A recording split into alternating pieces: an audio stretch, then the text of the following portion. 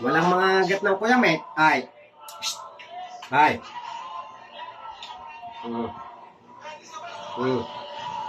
Hindi, at kakainin na rin isang are. Nangangagaw. Ang galing na rin isang are.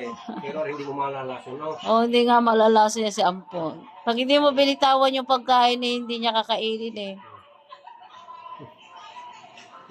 Pinanghuli si Boleng. Hindi, nakadal pa ng alba ng ayaw. Pangalawa na yung kay Boleng. Oo.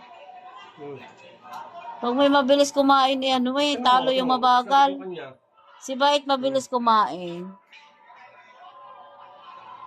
Pero si Bait, si Ampon eh, hindi malalasan talaga yun. Kinuha. sorry, natikman na. Wala na.